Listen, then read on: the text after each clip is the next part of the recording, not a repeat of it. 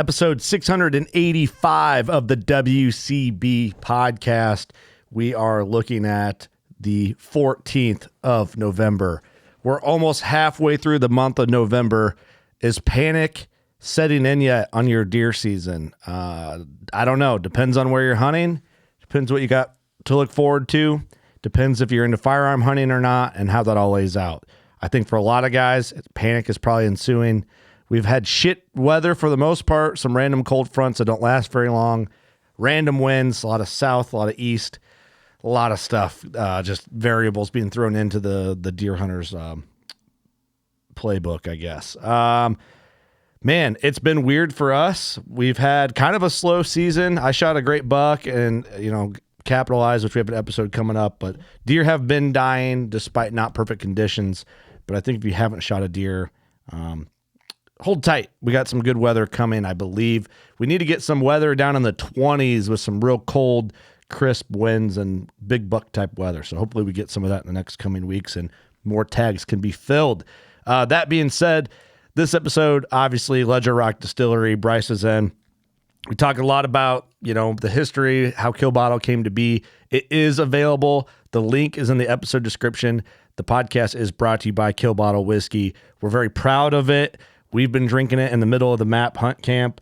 Devin was killed his giant buck, and his buck basically was the first look anybody publicly had seen of this whiskey. It's been a couple years in the making. It is honestly really great tasting whiskey, and we're very proud for the opportunity. Then that Ledger Rock kind of saw something in us, despite that we're maniacs.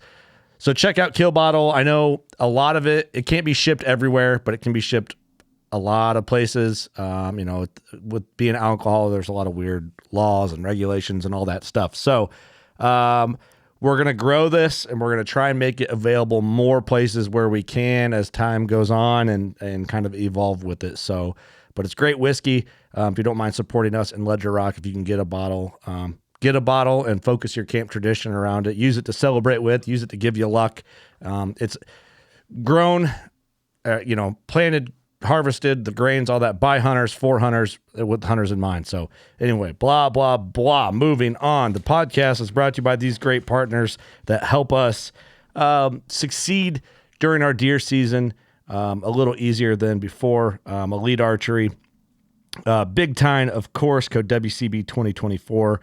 Huntworth Gear, rocking Vertec, shot my buck with Vertec on, code WCB 15. Old Barn Taxidermy. Just picked the skull cap back up from Old Barn and all that stuff and got him back in the studio. Check out Old Barn Taxidermy in Fort Madison, Iowa. Trophy Line. Man, I'm a saddle hunter. I'm a saddle and tree stand hunter, but Trophy Line is a partner of this show, code WCB. Those guys were just in hunting, and I actually learned a lot hunting with Weston and Bobby K. Kind of just learn different things, how they set stuff up. Grizzly coolers, obviously you got to have those. Any out-of-state trip are good to keep your beer cold in camp, but we've had everything rocking our Grizzly coolers, the backpack cooler, the hunting blind, and things that they have coming down the line for hunters. Their gear bags and all that stuff, the luggage, it's all the shit. It's top-notch stuff, and you can use code WCB on drinkware and everything from Grizzly. Blackgate trail cameras. We got some podcasts that are going to really tie in a lot with Blackgate. So code WCB at Blackgate Hunting Products. We do have some more announcements on the Whitetail Social coming down the line. We got some stuff coming. January 25th, 2025 in Winchester, Ohio. Cody Christian is going to be playing, and we're getting ready to make some posts online, and tickets will be available. And we're going to have a good old-fashioned party there with Blackgate and Cody Christian and Jam, and we're going to talk about the season we had and future plans, and hopefully hanging out with you and hanging and bullshitting and doing all the stuff and high-fiving. And if you want to hug Doug, come out and hug Doug. He needs a good hug every now and again. Black Ovis and Camel Fire is also a partner of ours. Black Ovis, code WCB, works on everything and even on top of sale items. Check out blackovis.com. They have everything. It's one of the best retailers in the hunting space, especially if you're going to be doing any sort of Western adventure. So we get a lot of our footwear is Black Ovis. Novix Tree Stand, code WCB. I've been hunting out of the hybrid quite a bit, and I love it. And they also have replacement parts for stands as well. So if you have any old Lone Wolf portable stands, you can buy replacement cables and hardware and Versa buttons and stuff like that. And now the green Versa buttons. And if you use code WCB at Novix, your setup will come with green Versa buttons. So you can switch those out and rock that. But green Versa buttons that we talked about last time when Dwayne was in, those are available. Use code WCB at Novix, and you can go buy them just on their own too to replace yours. And use code WCB, get yourself a discount on those updated accessories. You can personalize your stand. Mountain Ops, code WCB. I'm drinking it in the studio right now. DeerCast has been one of the most important tools in our deer hunting. When to go, where to go. If you're unfamiliar with DeerCast, or if you had it in the past, they now have an update. The update is the shit. I use the Blackgate trail camera app and DeerCast more than any other thing on my phone. Like right now, southeast winds, 12 mile an hour, 50% chance of rain, 29.99 pressure. We actually have dropping pressure right now. Tomorrow's a northwest wind, and that has your predictive movement. Going to be okay this afternoon and good tomorrow. And obviously that uses an algorithm of, different calculations to give you like an overall what your hunt quality could be. So you can break it down daily, hourly. You can use the mapping. There's DeerCast Track. It really is the shit. And I feel like it doesn't get enough credit for how awesome it really is. But right now, DeerCast gets used. I mean, it's probably one of the number one tools besides like the obvious items we're using like while we're hunting. But DeerCast is always running on the phone, ready to rock. So get DeerCast. There's links in the description for that.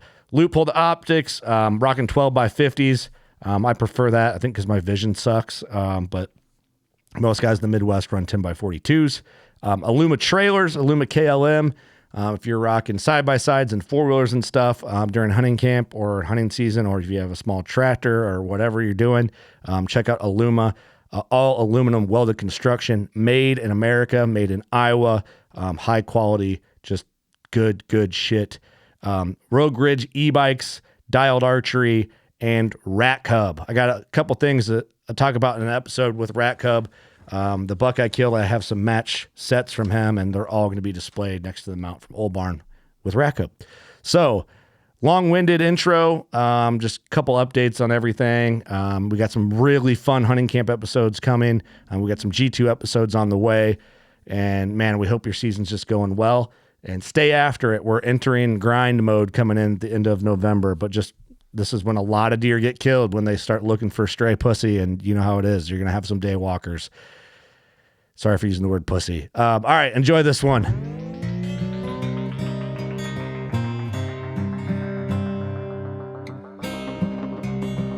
I'm Chase Rolfson with Rubline Marketing. This is Jeff Lindsay. This is Michael Pitt. Hey everybody, it's John Dudley from Knock on TV. Hey guys, this is Jared Scheffler from Whitetail Adrenaline. Hi, I'm Taylor Drury from Drury Outdoors. Hey, this is Nick Mutt from Bone Collector. Hey, this is Melissa Bachman. Working Class Bow Hunter. Working Class Bow Hunter. Working Class Bow Hunter Podcast. Working Class Bow Hunter Podcast. Working Class Bow Hunter. Working Class Bow Hunter. Working Class Bow Hunter. You're listening to the Working Class Bow Hunter. That's right. This is the podcast for Billy Joe Lunchbucket, the working man, just like me and you. My name's Travis T-Bone Turner from the Bone Collector.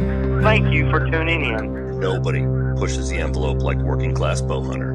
It's really not that good. Those people on that pod, those hosts are a little unhinged. Working Class. Working Class.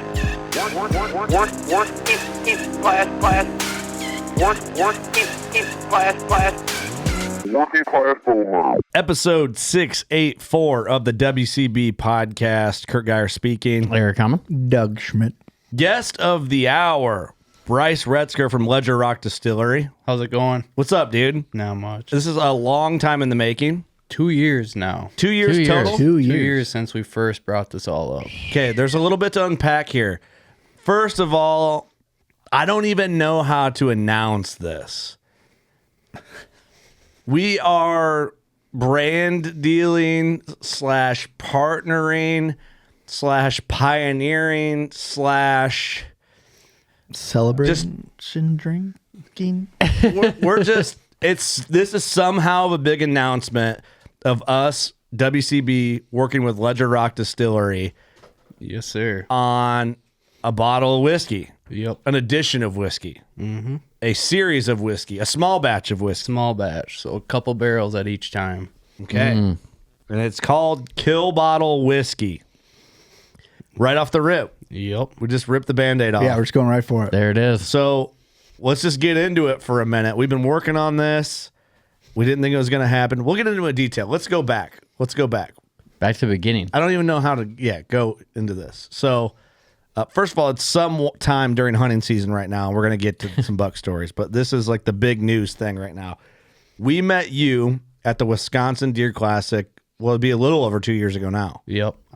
Yeah, it was in March, and I was actually going to go shed hunting that day, and we got dumped on with snow. So I'm like, well, I want to go meet you guys at the show, and that's where it all started off. So you rolled up. It's something that Eric and I and Doug and the boys have all been talking about. It's like, it'd be cool to do like a beer. It'd be cool to do a whiskey or something, you know, because like we have our whiskey bar and our whiskey collection here at the studio. So we're like, yeah, but we don't know anybody. We don't have a connection with a distillery. We don't even know how that shit works. Yeah. And Where to start. you rolled up into our booth and you were like looking at shirts or hats or something. And I seen your shirt said Ledger Rock Distillery. And I go, Ledger Rock Distillery, what's that? And you're like, oh, yeah, my old man and I run a distillery. We're farmers. We do it all, have our own thing. And I looked over at Eric, and then you caught me looking at Eric, I think. Yep. And you go, wait, do you guys want to do a whiskey? Yep. And we're like, yes. Ding, ding, ding, ding, ding. And that's where it started. 100%. So, Pretty cool. oh, yeah, it's very awesome. Well, let's get into it. First of all, right now, you and I are drinking Mountain Ops and one of your guys' vodkas. Yep. Is it good? It's really good. Yeah. And it was bottled today? Yep, this morning. So we started bottling at 4 a.m. this morning. Can't get much fresher than that right there. That's an experience. Fresh off the teat. Oh. All right. We got to get into this. So you guys are farmers, hardworking farmers. How did you get, like, where did this whole distillery thing start? So my dad threw this idea at me when I was 14, 15 and said, hey, you're not staying on the farm full time once you graduate high school. We don't have the acres for you to do that. And he has a unique... Oh, seriously? It's like crush your dreams pretty much? Not really. I kind of knew it all the time. We don't have the acres to support He's just one reassuring person. you. And Yeah. he has a unique position at his job where he gives loans to all the big dairies around us. You know, we're in southern Wisconsin. Dairy farming's pretty big. Mm-hmm. So let's just say the neighbor property goes up for sale. My dad wants to purchase it. One of his clients wants to purchase it. He legally has to back out because it's a conflict of interest. So our farm wasn't going to get any bigger the natural way. Oh, Right. wow. Yeah. And he goes, we have the grain here. We have the water here. So where we're located is in Niagara and Escarpment. It's all limestone underneath us. There's a reason why they're all down in Kentucky, Tennessee. It's because of the water. It's your number one ingredient. We got that. So then we had the room to do it. And this will allow me to stay on the farm full time. So he's like, what do you think? And I'm like, you're nuts. I don't want to do it. I was also 14, 15 at the time. Yeah, Right. Yeah, it's hard I don't even know what decision that. to make. I don't even know what that tastes like. Yep. Yeah. And then he's like, I'm going to do this with or without you. I think it'd be a really good expansion for our farm. And he would take me to distilleries across the state of Wisconsin, one in Illinois that really stood out to me. And we really focused on the farm-based ones. And kind of I fell in love with it as I started going through high school because what I truly love about it is that vodka in your drink, I can tell you, I planted the corn. I know what part of the field I grabbed that corn for that vodka. So from the day I plant the seed, the day I bottle it, I get to see it the whole way through. That's That's- crazy. That's what I love about it, and that's what got everything going. So pretty much I graduated high school. I had to wait 9 months for my final federal permit to come through. And then he's like, it's all yours. And he still helps me tremendously at night. He still works his full-time, daytime job. But it's 100% me up there doing the production side, bottling, sales, all that good stuff. That's so badass, That's man. fucking Yeah. really cool. The process of that is neat. And that, like, first of all, I've never had vodka out of a bottle that was bottled that day, which is sweet. And to, like, some people, like, I don't know, do you, like, we'll get into that. Some vodka connoisseurs are like, you're mixing it with Mountain Ops or whatever, Yep. but I don't know. Everyone, they apologize when they're telling me they're mixing it. I don't care what they're doing. long as you're enjoying drinking it. As long as you're drinking and Doing buying it, who gives a shit? Yep, exactly. So Yeah, well, it's just how they enjoy it. Yeah. So, but this is really good. But that's neat. That's an interesting concept that I hadn't thought about before. yeah, there was one other distillery in the state of Wisconsin where they were doing off the farm as well. They're about 5 hours away from us, 4.5. And so nobody else in our area was doing it. And distilling was, the wineries went, the breweries went, it was the rage. Distilleries kind of followed suit. And so there was nobody in our county with a distillery. And my dad's like, we're going to jump on this because it's a better market for our grain. It allows you the opportunity to be on the farm if you'd like to. My 2 younger brothers, if they would like to, they can stay on the farm. And that's really how this whole thing got started. We started out making Bakken gin just because you don't have to age it. Okay. And we knew that's what we were going to have to start out with. But we really knew bourbon whiskey was going to be the main focus. Now, most distilleries will go out and source that from another distillery. That happens quite a bit in this industry. We wanted our grain in it from day one. So it's like, we're going to have to patiently wait. That's the hardest part about this Just for the age and barrel thing and all that. Yep. The bourbon that we made today off the stills, that's ideally for 7 years from today. That's kind of cool. Yeah. It's kind of weird to think about. It's See hard. you again in 7 years, and you put Yeah. the cap on So it. And what kind of facility do you have to like store all that? So we just built our first rick house 2 years ago, and that was a big learning curve for me. So it's uninsulated. Mother Nature's in charge of the temperature, and there's a lot of licensing and red tape to go with that. But right now we got about 575 of our own barrels aging out there, and we'll be putting in 180 more here in the next 5 months, I figure. That's awesome. We try to only distill bourbon during the winter. I make a little bit better product then. Okay. In the wintertime. And why is that? Just because during the summer it gets so hot in the distillery from all the equipment running, because the still tops are running 150 to 180 degrees. She heats up quick, and my fermenters want to overheat. So that means every 2 hours, day and night, I'm showing up to cool them down, just because that yeast wants to get rocking. So Yeah. we really like to distill during the winter, especially for bourbon. I can make Bakken gin all summer long, no issues. The yeast doesn't care. But bourbon, I like doing during the winter. Okay. Interesting. So, that's really cool. What a weird thing, but a neat thing. It's like so blue collar, right up your alley. It's like, man, I want to work hard, but I want to work hard and get drunk at the end of that. It's like, I want to invest in Living the dream. Yeah. But there's something neat about it. Like, I don't know. It's just cool, like meeting you like that. And then it's like, it's neat. I don't know. I've never ran into anybody that's like doing their own thing like this. Yeah. well, it's so cool that it's from your own farm too. Yeah, that's everything's right there on I the wouldn't property. have the pride into it that I do unless I was off my own farm. I mean, there's a lot of days where I start my morning on farm, middle of the day I go to the distillery, crank out my work there, and the day at the farm. So I get to do both the best worlds. And like I tell people all the time, instead of throwing hay bales or milking cows every day, I'm just throwing bourbon barrels around. That's how I see myself farming. Hell yeah, I love it. Well, I mean, it is. it's farming. And you're shooting deer eating off the same grain That's plots, the best I'm part. sure. Yeah. Yep. Whoa. So that kind of ties in. Do we just talk about our bottle now and get into the rest of stuff I would say so. while we're on it? Hand me one of them bottles, Eric. Okay, here we go. We got bottle number, this is 35. I got 34. They're all hand numbered. So this is our whiskey, collabed with Ledger Rock. It's called Kill Bottle Bourbon Whiskey. It's 90 proof. Perfect for Kill Bottle Old Fashions, Kill Bottle and Cokes, Kill Bottle and Ginger Ale, Kill Bottle and whatever. Kill bottle by itself. But you know what else is good? Yeah. Little A swig? shot of Kill Bottle after killing something. But the label is dope. First of all, the aesthetic of the bottle is very classic to you guys. It's clean. And what we do on the bottle, if I don't know if you'll be able to see, but we can maybe do some close-up shots on the video podcast. We wanted like a very traditional aesthetic that would stand out to a deer hunter if they've seen this on the shelf next to something else. And it's a buck laying in the back of a pickup truck with the tailgate down and a cabin in the background. And some trees. Hell yeah. That's some deer camp. That's pretty much deer camp. Yep. Right there. And that's where you'd bust out the bottle of bourbon when you're dealing with 100%. that situation right there. Buck in the truck, baby. They'll definitely catch your eye walking by. Yeah. So there it is. Kill Bottle. We didn't really talk about this at all because a little while we didn't know if it was going to happen. The legality side of it's kind of difficult. Wisconsin, every state has their own laws, so it's kind of me being in Wisconsin, you guys in Illinois. We had to figure that part out, and then figuring out the online side of things, that was brand new to me. We're only 6 years old as a distillery, so really our bourbons are just starting to get into stride, and we're really starting to push the distribution and the online side of things, but that was all a learning curve. So, and it just took time to kind of go through all the laws and make sure it was all legit. That was honestly the longest part about the whole process was trying to Exactly. figure all that shit out. Yep. Yeah, because I remember we had meetings. We've had, a couple meetings a quarter basically on it. And it Exactly. was like, at one point, it was like, man, I don't know if this is going to happen because just the cost. the cost of it. Like, it's expensive. Everybody wants their cut. There's a fee for this, a license for this.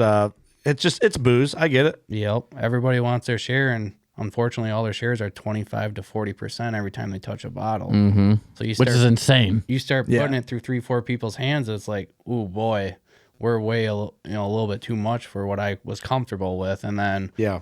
I actually found this different route for us to go, and then I got pretty excited for it. And we've been using it for the distillery since I believe June, and it's been going really well. Good. Okay. So it'll be available right around now, the launch of this episode. If not, we'll keep everybody up to date. So if someone hearing this, like, where can they get it? How can they get it? So the best way to get it is either you guys are going to have a link on your show, and then it'll be on our website. And you'll actually be able to go right through Lead Rock Distillery, go on our website, buy it.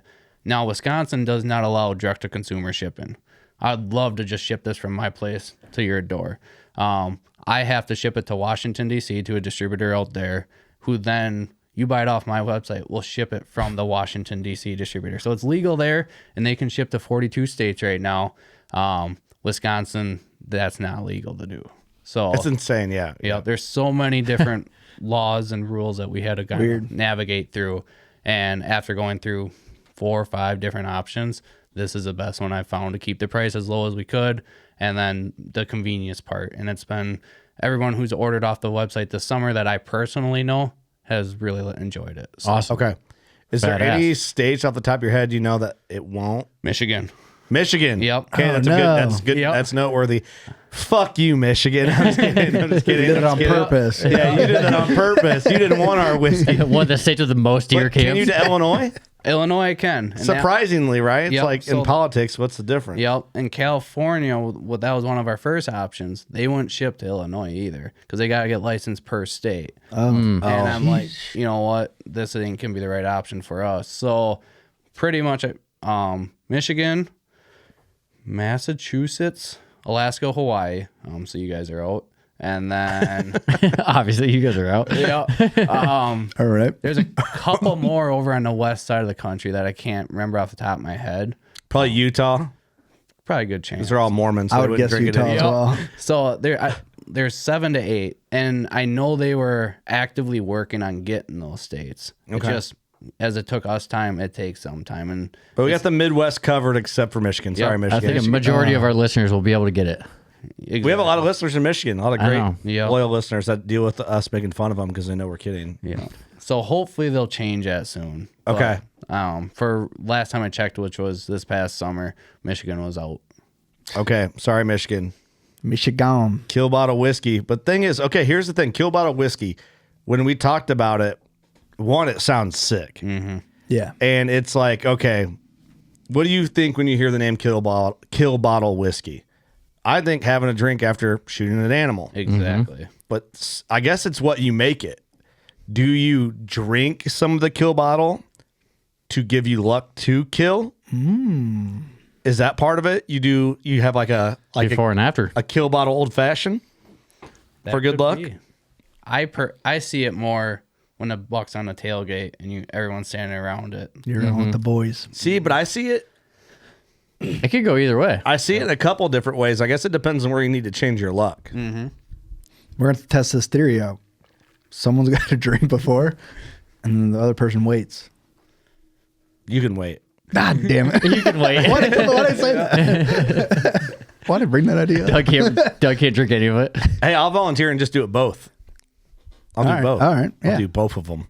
Both. Both of them. I'll put that shit on both sides. We'll do it both. But it's cool, man. The aesthetic's neat. I think it's a cool thing. It's anything directed to hunters is cool. Exactly. And you are a hunter, right? Exactly. And I mean, I love the farming side of it. That's a big reason. Another huge reason is I want to be in the woods when I want to be in the woods. So Yeah. This allows me that opportunity. I might have to go to work at middle of the night, but I will get in that tree stand by the afternoon. So Yeah. that's one of the things I truly love about this. And you kind of want to dive in a little bit of details on the bourbon, what it is? I do, definitely. But I want to say, like, that's why this worked, though, because we didn't have to come to you and be like, hey, man, we're a podcast and About hunting. That's why, like, you were a hunter, you're like, you were in tune and you knew about us, and it, like, it worked out. So I appreciate can't that. tell you how many bottles I've bottled. Listen to you guys. I mean, it's thousands of bottles. It's what gets me through my bottle. Adds a little luck to them. Yeah, That's awesome. Scary. Well, let's talk about the product inside the bottle for sure. Cause I want to know, like, basically my question is how? Yep. So this is more of a weeded bourbon. Okay. Up at our farm, we grow a lot of winter wheat on the farm. So I traditionally will make weeded bourbons. And so this one's 57 corn, 30% wheat. The rest is malted barley. 4 years, 3 months right now in the barrel. My goal is to get all of our bourbon to 5 years or more. Okay. When I started distilling, I was not quite sure how much to produce. Is one person coming a day? Is 100 person to come in a day? We had no idea. We were farmers going into a food grade industry. Mm-hmm. So we didn't we made 100 barrels or so the first couple of years, but you kind of just got to wait on them. Mm-hmm. So we've actually sold out of our 5 year stuff, and now we're going back into the 4 year, 3 month. We are about to hit a huge batch of these bourbons because about 4 years ago, I really started ramping up production once I knew what flavors I enjoyed and recipes. And so the goal is to get all of our bourbons to 5 years. And then this one, I see a lot of guys sipping it. It's that wheat gives it a little bit more softer mouthfeel than a high rye or a high corn one would do. Mm-hmm. So I definitely see this one going more on the rocks neat bourbon. Okay. And but you can still make an old fashioned. Oh, 100%. It's going to do it delicious. And then the biggest thing with these is these are Missouri white oak barrels. That was one of my biggest learning curves when starting a distillery is where to buy barrels from. Mm-hmm. I went out of Kentucky at first thinking the best got to be down here from somewhere. Mm-hmm. Not so much. And then I went to Minnesota. Didn't care for them. These Missouri barrels I love. Okay. Yeah. That's interesting. It's something I never thought about. Do they make like different barrels out of different types of wood too? So it's got to be white oak. American white oak. Has to be, huh? Yep, to be a bourbon. Now whiskey, don't have to do that. Like a rye can be in anything? It can be, I believe it's an oak, but it does not have to be American white oak. So, okay. And then like bourbon, we have to use brand new virgin barrels. Okay. So that's a big thing too, where a whiskey, you don't have to. You can reuse barrels. The one corn whiskey I got on the table today, that's already been previously aged in a port wine barrel. So okay. Where this is all brand new charred white oak barrels. I did run a pretty low char on these barrels. It's a number 1 char with a toasted profile, just to help bring out the sweetness of the corn a little bit. There's so much into this just in the barrel. Was that Spanish? Cool. The what was that last part? It's cool. I think the science in the barrels is unbelievable, and that was one of the big eye-opening moments for me is how much input that barrel has. You got the mash tun, you got the fermenters, the stills. You think majority of the flavors coming from that part. I'm a firm believer the majority of the flavors coming from. So how did you get to that like number 1 char to the? Really? Did you like bottle or barrel a couple different ones and try it? The company I work with out of Missouri, that's what I love working about with them, is instead of them asking me, do you want 40 barrels for this month, whatever, he comes up to me and goes, what flavors are you trying to achieve? And I have a sweet tooth. I want vanilla, caramel, not a ton of it, but I want it to show up in the product. Mm-hmm. So then he'll tell me, well, you should do this char with this profile level and this toast. And then in 3-4 years, we're going to try it and see. So I actually sent him samples about 4 or 5 months ago. I was on the phone with him today, actually. We're going to tweak them a little bit to get a little bit more sweetness to show up. And that's what I love working with ISC is they help me phenomenally because kind of like you guys, that was Spanish for me for a while. Oh, yeah. I thought they just lit the barrel on fire inside there and then call her day. The science on it is unbelievable. So, and now we are getting a little bit more comfortable where I might order a couple 2s and 3s and 4s. Mm-hmm. We're doing small batch, so it's 2 to 5 barrels typically, maybe 6 or 7 at a time. And I'm blending, and that's a really fun part because I can grab, this is all going to be number 1 char toast profile, but for other products, I might grab a smokier one, then a sweet one, and then just a plain one. And really where it ages in the rickhouse also will determine the end product. it's super cool. It is super cool. So is it pretty common that if someone gets, well, this is a little different because it's all from the same batch, like bottle number 1 to bottle number 36. That should be all the same. Yep. But the next batch, the profile could be slightly different. slightly different because we're going into a different season here. That's one of the biggest things is we're going into winter. Yeah. The barrel's going to reappear a little bit. During the summer, the spring, the fall, I get a lot of sweetness, floral notes. The bourbon's really aromatic. During the winter, it slows down a little bit. Now, I already tried those barrels that I'm going to pull during the winter. I know which one's got the sweetness with them. See, that's cool, though. I think that it kind of Yep. will fluctuate a touch. It's not going to be a ton because that's my main job is to make it stay pretty consistent. Right. But it is going to adjust a little bit because you're also going up in age. That's why I'm doing these smaller batches is I want my rest of my barrels to keep aging. Right. I don't need them to be on the shelves getting sold. I want it in a barrel. Even another month, 2 months, 3 months. We're just working our way there. And does the age, just for a dude who doesn't know shit about whiskey, which we've done one whiskey podcast other than this one with Andrew, which I want to get a bottle of this to him. Mm-hmm. But does the age smooth it out? Is that the thought? Yep. Okay. And I see a little bit more sweetness showing up in our barrels as they get older. Okay. But smoothness is the biggest thing. You cannot rush a bourbon. There's a lot of guys trying it. There's a couple new ways out there that kind of work, but I like the traditional old school way. What is it about the age that makes them smoother? Do you know, like, what's... I just, really, I don't really have a great answer to that. The biggest thing is while they're aging, they're expanding, contracting. These warm fronts and cold fronts that we're getting, especially like this last winter when it never got really cold up in Wisconsin, that was the best thing for my bourbon because it expands, pushes into the oak, and contracts and comes back out of the oak over and over again. So that's why when I moved my barrels 2 years ago into their first rick house, I've seen a tremendous jump in my aging process because Mother Nature's in charge. I don't have to worry about it. That's neat, I think. It is pretty cool. There's something about... All right, full-blown honesty. I like whiskey, but I like the aesthetic that comes with whiskey bottles and whiskey more than I like whiskey. Yep. Like, I like I'm this the same boat. part. Like, I like looking at the bottle. I think it's cool to process. It's neat. It's fun. Like, sharing a whiskey, gifting a bottle of whiskey.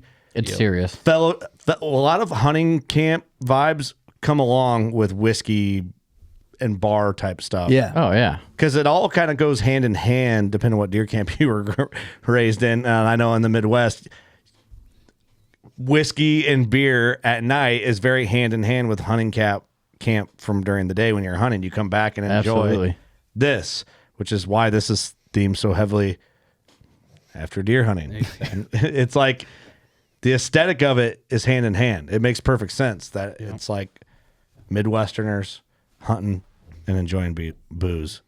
No shame. Enjoying booze. No shame at all. This bottle looked good in deer camp too. It's a sweet bottle. You pull this bad boy out, you're talking it down.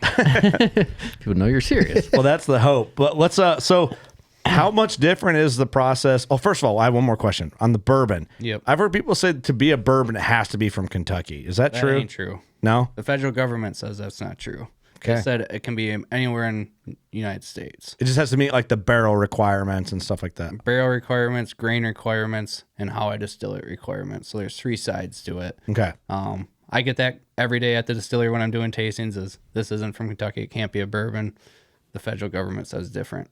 Okay. So, Because we trust our government. But also, too, it's like, yeah, I mean, you're making a bourbon, right? It's not in Kentucky. What the fuck? Wisconsin be the second place I'd want my bourbon made if it was going to be made anywhere. Absolutely. For sure. and that's what makes us unique on where we are located because our water is very similar to Kentucky and Tennessee water. If I was 9/10 of a mile to the west, my water is junk. Really? And it's full of sulfur and it's full of iron. And iron's one of my biggest enemies while making bourbon.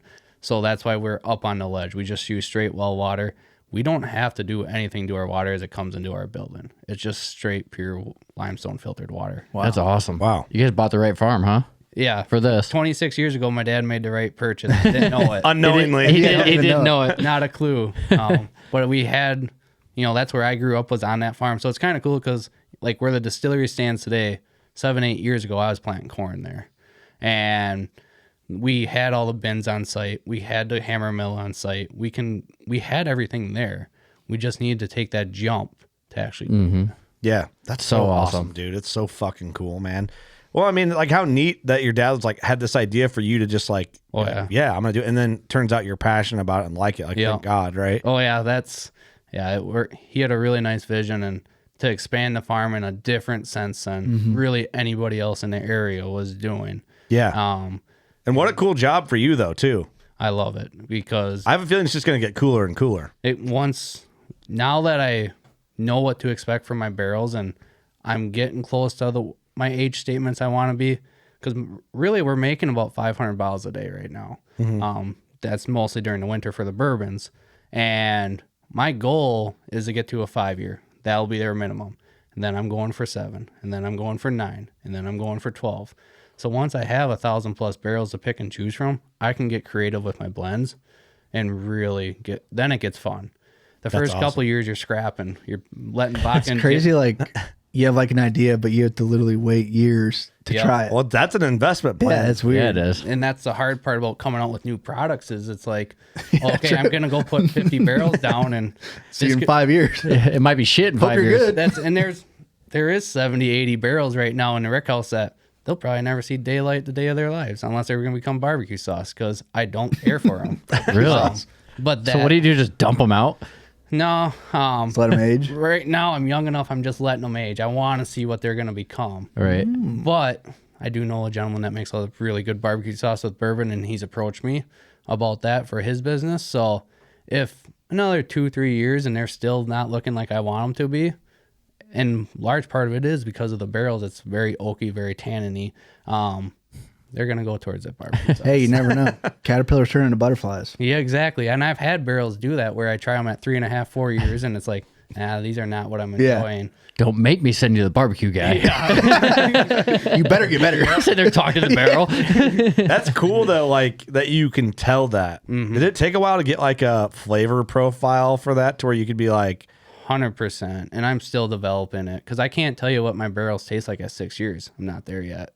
right? And then the hardest part about this whole thing is every one of us in this room is going to taste that bourbon a little bit differently. Yeah. So what one person loves, the next person's not going to care for. And that's what makes it cool because there are so many batches and varieties out there. You find what you enjoy and just drink it. That's so cool, man. Well, hunting camp, I think we should did you bring a Toby Keith Grizzly cup for me? Yeah. Oh, look at you. Put it over here in front of me. Put it in front of the Right dish. there. I think we need to crack this bottle. Be doing it? Do that. This is officially The first. now we've done some sampling and whatever, but this We is want to do the 35 or 34? 35. Okay. 34 is just here for looks. A lot of this is being given away and stuff like that. As like fellowship gifts and studio, whatever. Which thank you for bringing these down and driving down to us. So this is I think you should open the bottle. You should have the honors. This is the first labeled and sealed bottle we're opening on air. 100%. Bottle number 35. He put the cap on. He gets to take it off. Yep. Grew the grain. Okay. Ooh, that sounded good. He smiled right. That sounded good. Okay. So you're just I'm just pouring a little bit for Yeah, I don't need a lot. yeah, you can pour. Doug's more of a pussy than I am when it comes to whiskey.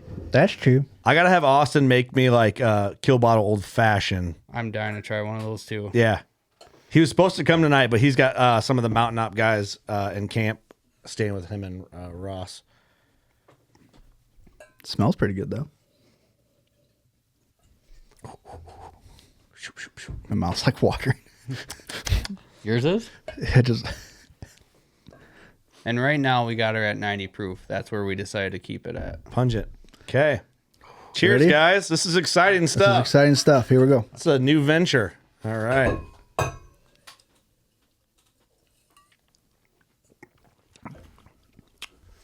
And really the second good. sip is where you're going to get your flavors. Because you kind of get The first your sip- baseline.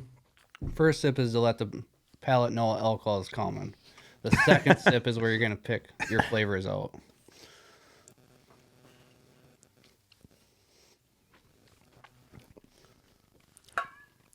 I like it. You're right. You can taste a lot different on that second one, can't you? It's definitely when Andrew came in, he had all these fancy bourbons and he was lighting our Yeah, asses we're just getting up. left and right. They were like barrel proof type. Yep. And he just basically, I mean, it was a great experience. It was really interesting.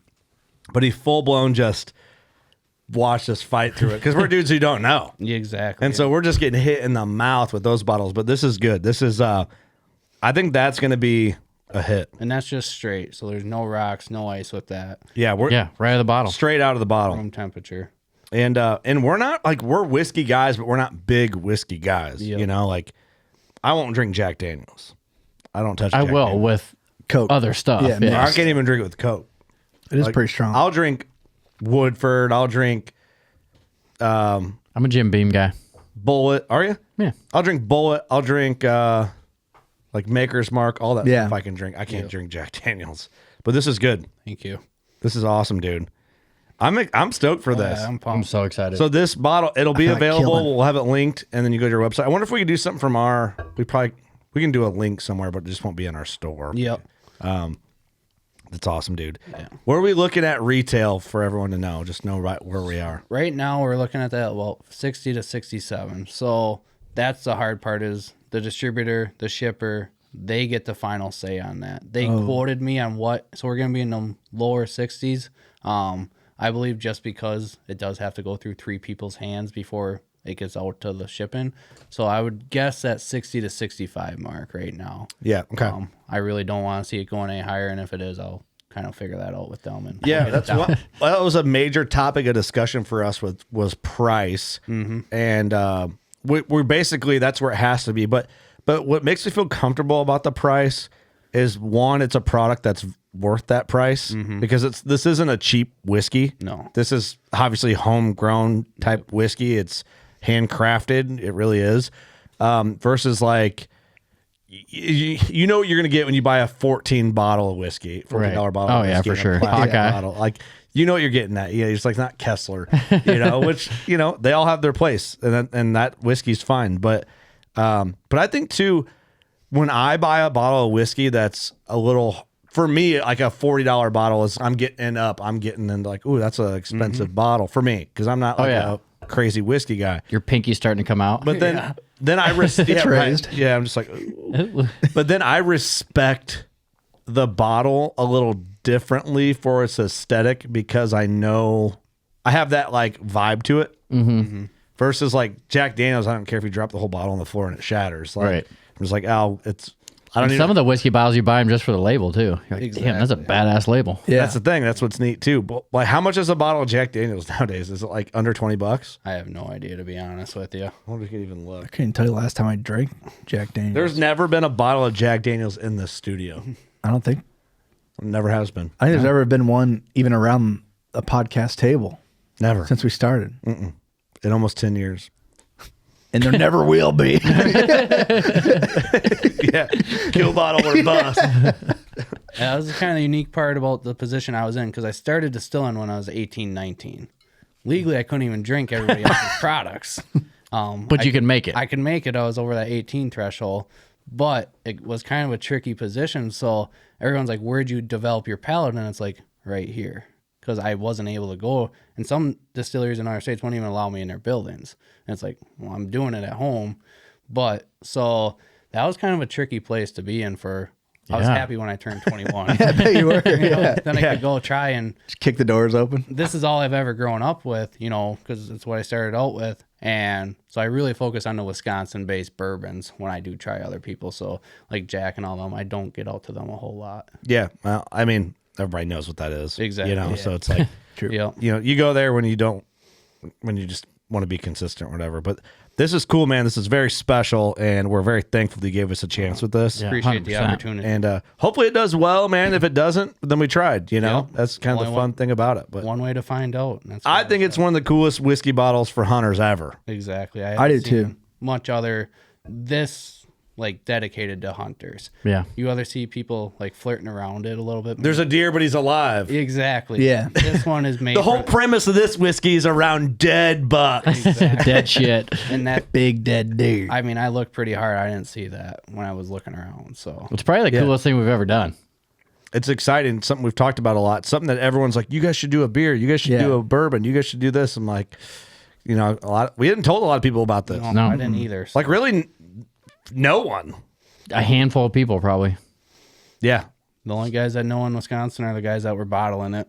So That's on, did they know who, like, about the podcast or yeah, 'cause I anything? make them listen to it every Thursday. How- you they're- force them. And they're big hunters, so they enjoy it. They're more waterfowl hunters, but no, everyone was pretty pumped about it when I brought up the idea, and then it was just like, Shout out to them. we got to figure this out. That's cool. Hey, sorry that your boss Yeah. makes you listen to our dumb asses.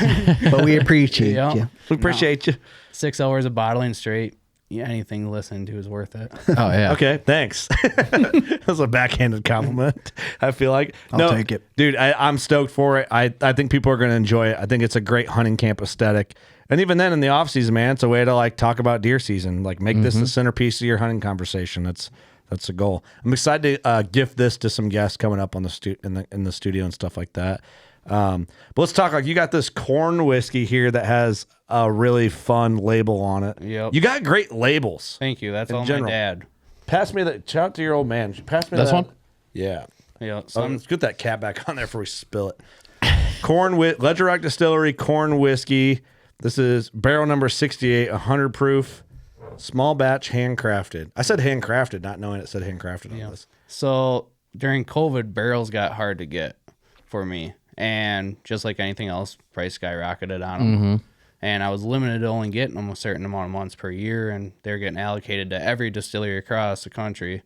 So what I do is when I can't get barrels to make bourbon, but it's cool enough to make whiskey, I go buy barrels from anybody.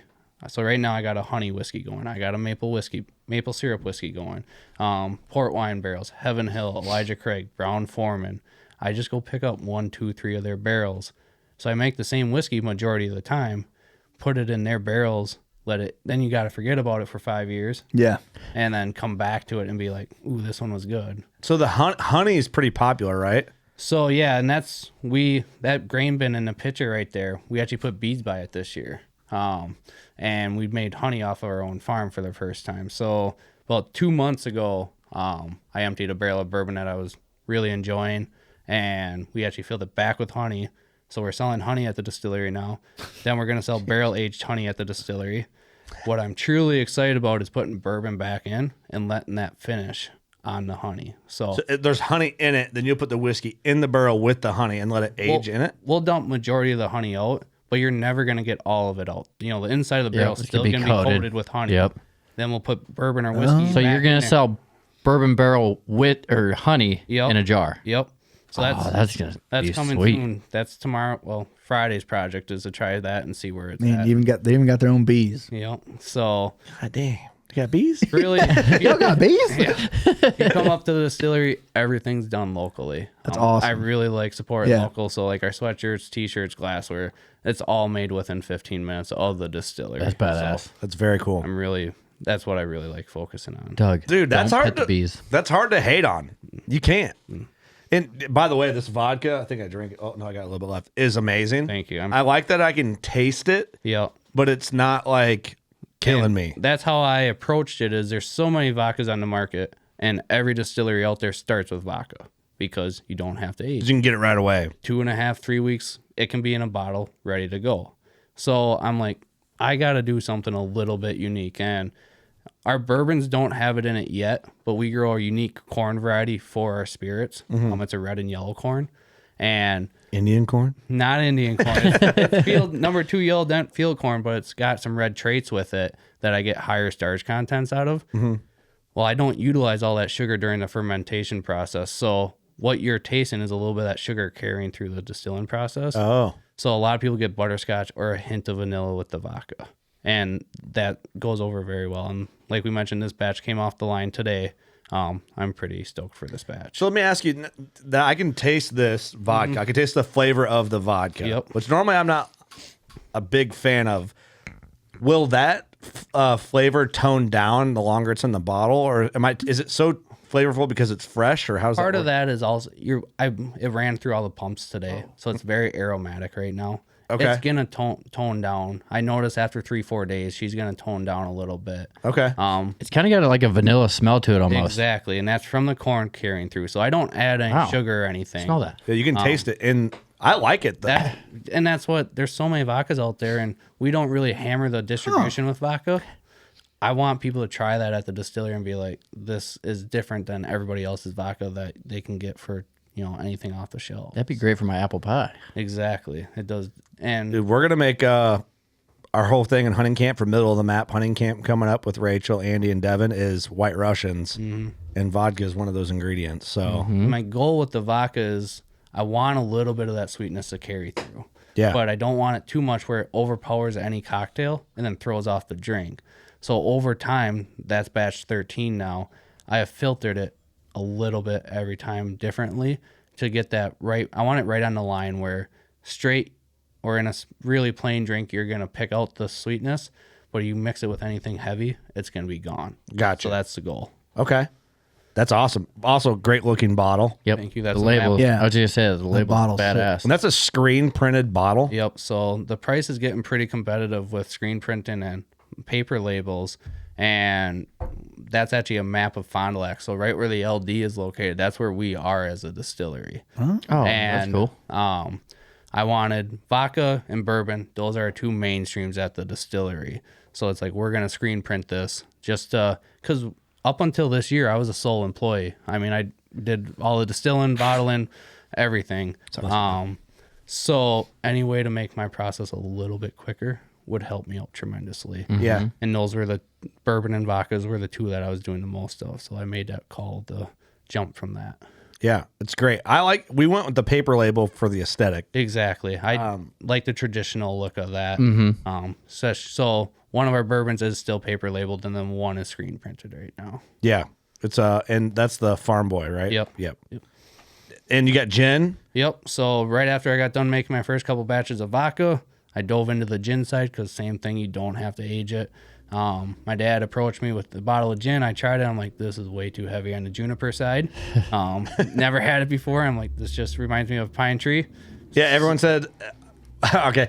When I was a teenager and I drank gin, everyone's like, yeah, it's a Christmas tree in a bottle. Exactly. And I like that juniper flavor, but I don't like it when it overpowers my senses. I want to taste it, but I want other botanicals going on with it.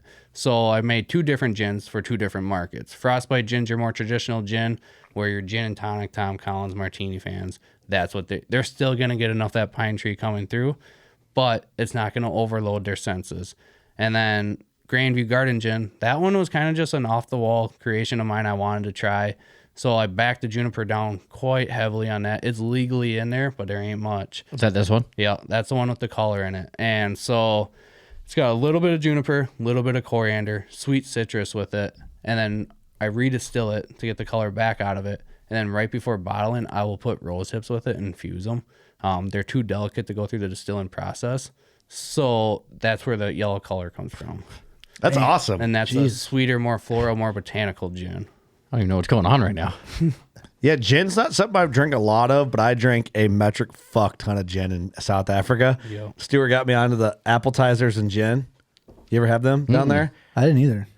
Ethan was drinking them. He had an appetizer. It's like the skinny can. I thought it was booze, but it's just a soda, like apple flavored soda. Oh, really? Like, yeah, kind of like, yeah, I guess it'd be a soda. And I'm like, what the fuck are you drinking? It's like appetizer. I'm like, what? He goes, try it. And I'm like, oh, what? That's good. And Stuart goes, Sundays at noon, we drink appetizers and gin. And I don't know if that was a thing, because he's like, oh, it's Sunday at noon. Let's go get appetizers and gin. He just made that up. He had to. I don't know if he did, but he's like, yeah, it's a Sunday drink. Huh. And I don't know, maybe it never was, and he just made that up because it was Sunday at noon. And we went and had it, and I fucking loved it. And I just texted Stuart when he brought this bottle, and I said, it's like, dude, what? So they don't sell appetizer in the U.S., but it's appetizers made by Coca-Cola. And he said, Izzy's sparkling juice apple.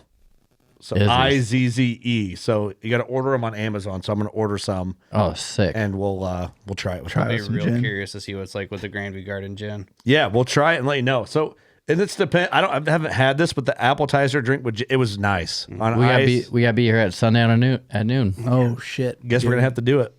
I'm excited to try your guys' vodka and a Bloody Mary. Oh, yeah. We do loaded Bloody Mary weekends up at the distillery, and those go very, very well. What's in a loaded Bloody Mary? Pretty much everything. So we have a company 5 minutes down the road here. They make all like the mushrooms, asparagus, Like pickled olives, stuff? all that good stuff. Yeah. So we load it up. We put string cheese. We put some meat sticks on it. We put sometimes little baby pigs in a blanket. That's my mom's roll of things. So we are a 100% family-based company. That's awesome. Right now we have one employee that's non-family, and so mom's in charge of all the cocktails and all the events we do at the distillery, and she teaches during the day, so she helps them out mostly during summer. So she just loads these things up, and it's a good time, especially during winter when everyone's cold. So Hell yeah. can listeners, if they're like, man, I want to go, I'm in Wisconsin, I want to go to the distillery, can they just roll in? How's it work? 100%. Wednesday through Saturday we're open right now because we're in our fall winter hours right now. So 11 a.m. to 5 p.m. you can roll in. You can taste any one of our products. Tastings are 100% free. You can try one. You can try all. Typically during the weekends I can't do tours because we are so busy. And You got to go hunting. exactly. And it's me, dad, and mom on the weekends. So where mom's making drinks, dad's doing tastings, I'm on the sales side. And so we can't do tours, but if you'd come in on a Wednesday, Thursday, Friday, like this morning, I had a big group show up at 10 a.m.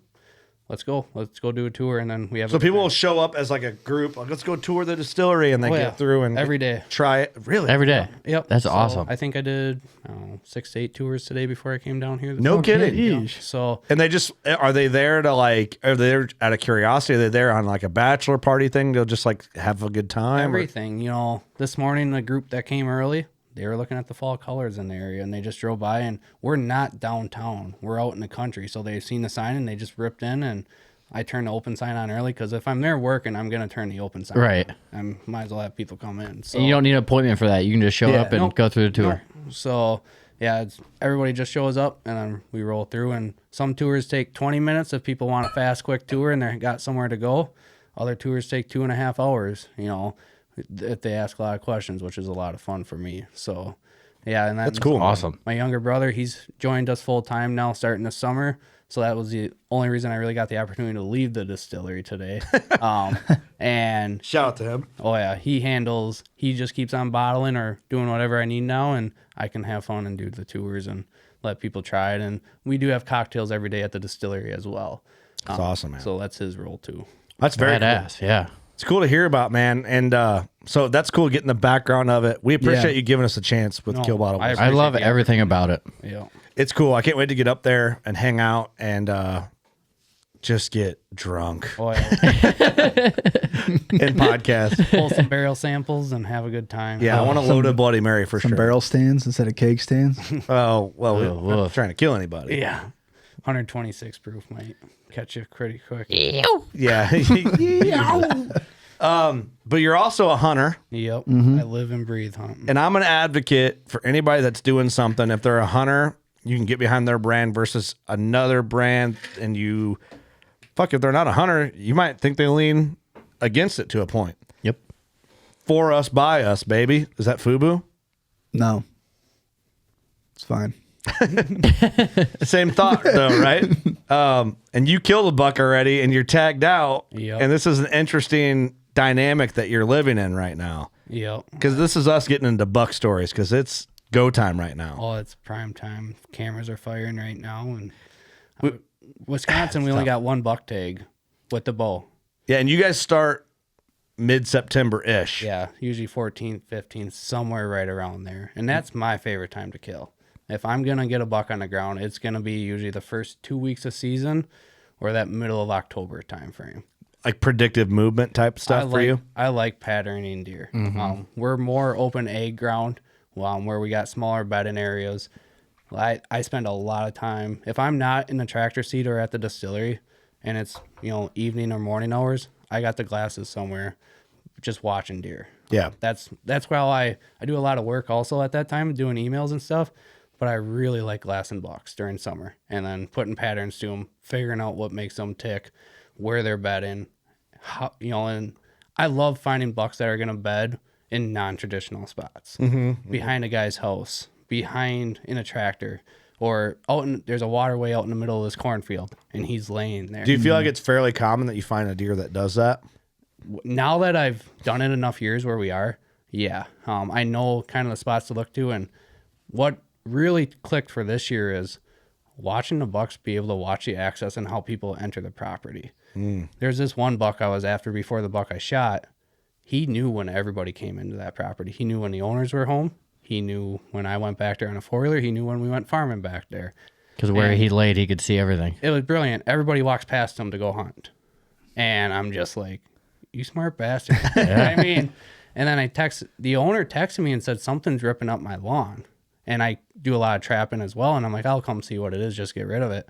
Well, here it's that buck making a scrape under his apple tree. And I'm like, this deer is laying right here. I know he is watching me.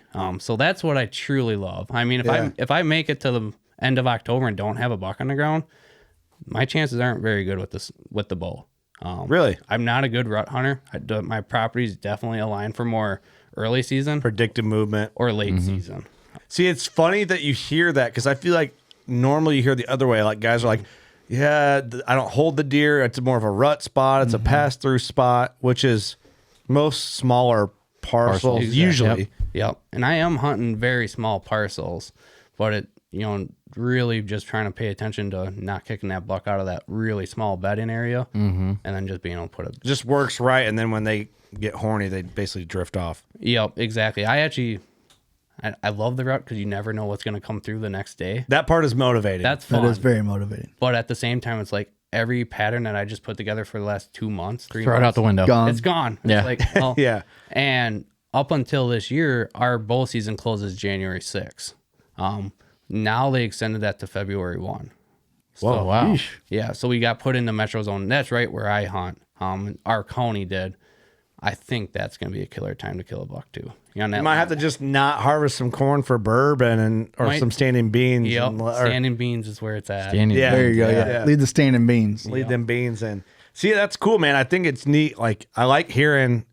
I love that conversation of the rut, and I've run into more people that are like, I don't really like the rut as much because then all the hard work I put into like create a predictive pattern on a deer and research and all this stuff and legwork is kind of to the wayside for a while until you can figure out a late season pattern. Because to me, it's like guys are doing their research, they're hunting specific deer that they've found, and that's more rewarding. So I think it's cool to hear that. I think you hear it more often, but it is pretty awesome to be sitting there November 5th and it's like any deer could show up. Yeah. Exactly. I live for the chaos. Or they just start running around like crazy, and you're like, what is going on in here? Well, I'll tell you that. All right. I know I want to get to your buck story here, but I got a couple just like generic questions for the fleet. And I'm going to start with this one. Do you feel that trail cams have created an unmotivating, or is that the term? Unmotivating? Is that a word? Sure. Non-motivating? Non-mo- Unmotivated. Yeah. Environment for wanting to hunt because you feel like you know every deer. You feel like you know where every deer is going to move. So it's like you go in kind of like, I'm not going to see nothing. Whereas like before it, you might just go in like super optimistic. Yeah. Any deer could roll in. I think it has. I think it has too. Because even when we're messaging, like someone's, they're getting bucks on camera, and I'm not. I'm just like, oh, I don't want to hunt there. Because you're not getting any Yeah, pictures. I'm gonna go to his spot. Right. It's definitely unmotivated, but there's still always that chance, Yeah. like, there's going to be something walking through there. Okay, I just had an instance. I'm going to give you this little tidbit. I had a buddy call me, and he goes, man, I just saw a deer. He knows a spot I hunt. I just saw a deer run across the county road, and I don't know if it was into my spot or real close to my spot. And he explained this deer. It's like he was huge. And he explained this deer, and he goes, do you know this deer? I'm like, no, I don't think so. I'm like, that's fucking awesome. Right. Like I told him, I was like, I don't think I know that deer, and that's amazing. That's great. It's crazy to think like you didn't get a single picture of him. Well, Like a glimpse of him. even if he lied to me, I could go to that spot and be like, there's a giant in here that There I is don't a know giant about. in here somewhere. You know what I mean? Lied to you? Yeah, he didn't lie to me. I mean, maybe he did, but Maybe that's a good friend. Maybe that's a bad friend. I don't know. Get but you all know what I hyped mean? up. It's like I do. What I've learned, and I love trail cameras. I mean, I've really ran quite a few of them over my time, and they're catching such a small area.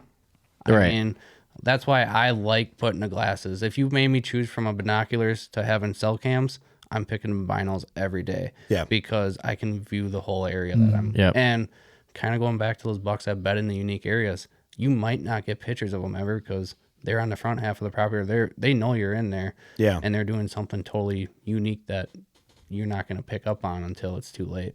What really helped me was cell cams. Because I want to go in there too often and see Check the camera, What's going on in here? Who's walking by? Like the spot where you killed your stud, your booner last year, you kind of have to have a cell cam there because it's like an acre and some change. Yeah.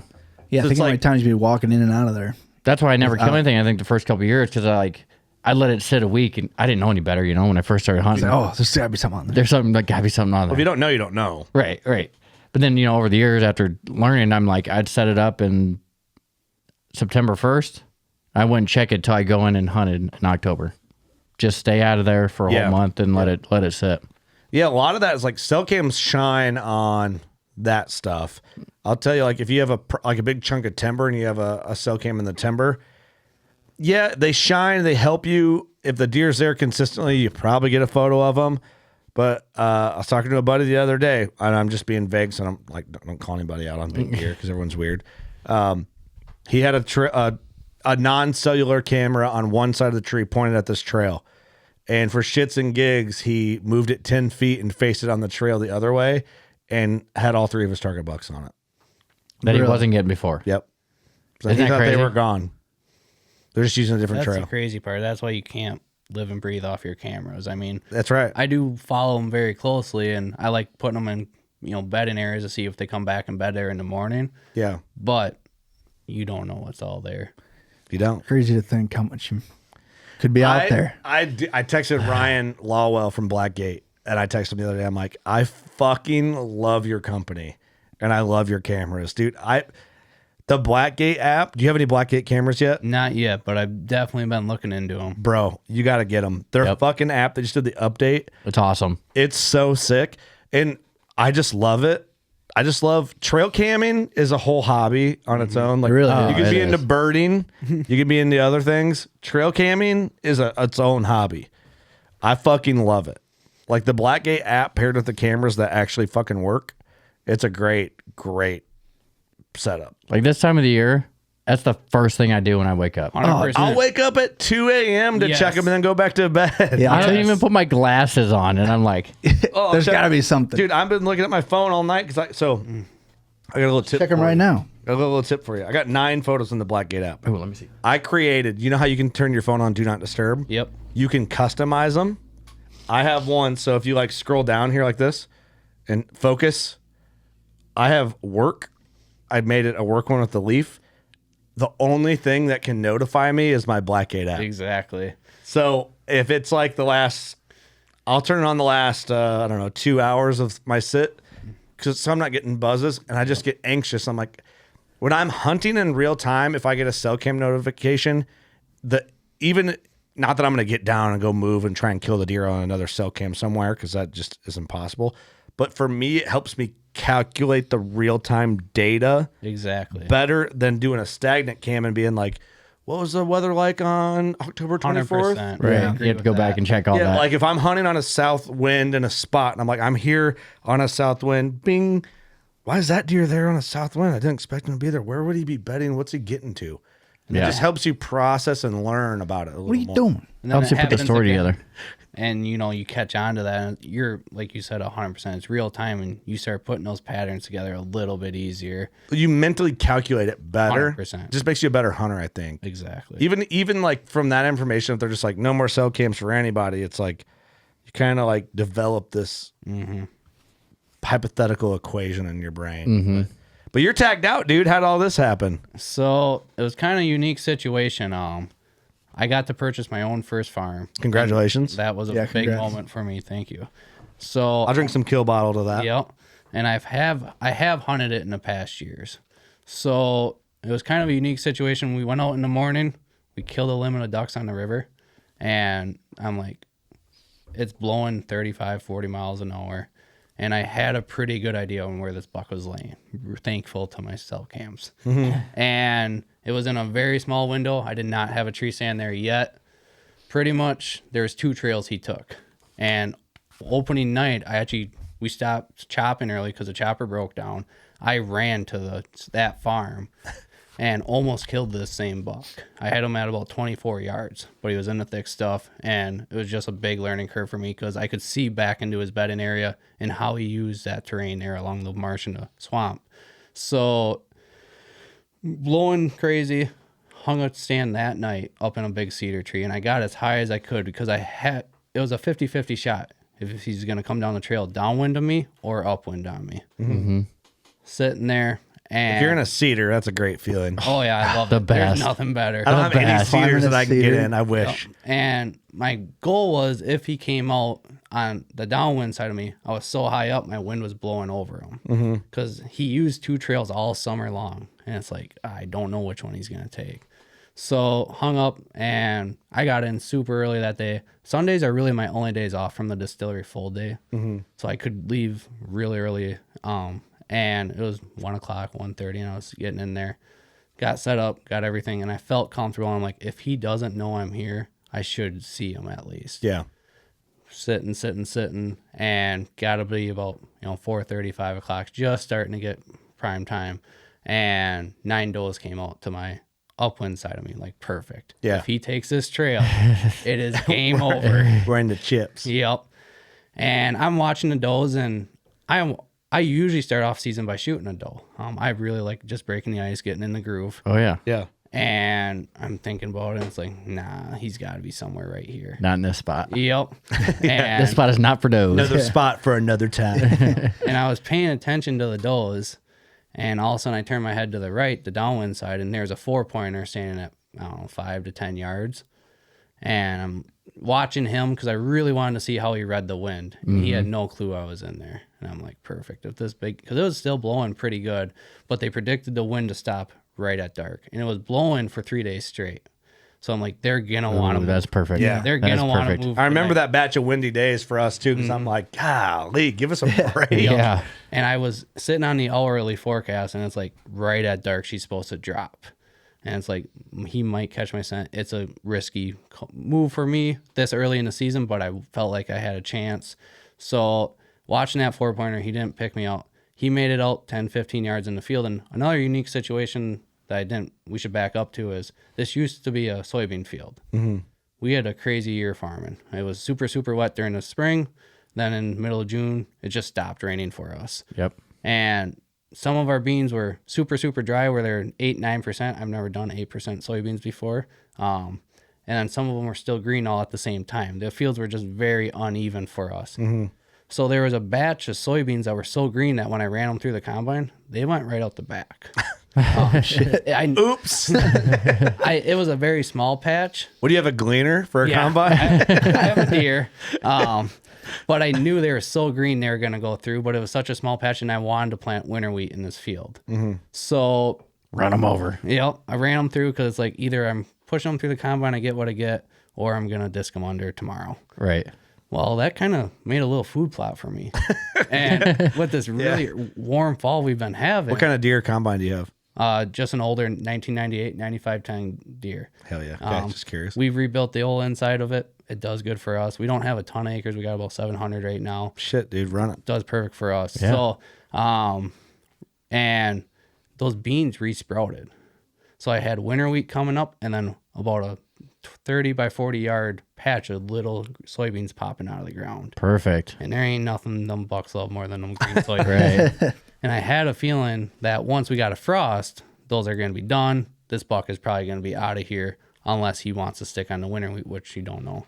So I set up just so they could get to that beans. And that 4-pointer came out, made it 10, 15 yards, and his head snapped back. And I'm like, ooh, here we go. What are you looking at? Love that. It's like, all right, somebody else is coming behind you. Yeah. And I just had that feeling. I grabbed my bow, got all prepped, and I look back in the pines and I can see his rack coming through. And I'm like, this is going to happen. It's go time. Yep. It's go time. Now, the issue was he hit the field edge, and just like all the nice bucks do, just sat there and scanned for about 5 minutes. And I'm like, you got to just step like 4 more steps and this is game over. Yeah, yeah. Come on. He's just doing big buck things. Yep. Yeah. He hit the edge, scanned, and then he sprinted out into the field to 40 yards. And I'm like, and the whole time I had the bow drawn back on him, trying to stop him. He wouldn't stop. And he got to those soybeans and he stops. And I'm like, and I like shooting 30 and under. And 40 can get a little stretchy. Yeah. Yep. 40's out there. And when it's still blowing 25, 30, it's like, Right. it's not ideal. I practice all the time, but I like keeping my shots 30 and under if Yeah. I can. And I hunt a lot of heavy cover. So like last year we got 5 deer with the bow. None of them were over 25 yards. That's what I'm looking for. Yep. So I actually let down my bow and I was going to take my phone out to video him. And then he stepped about 5 yards closer.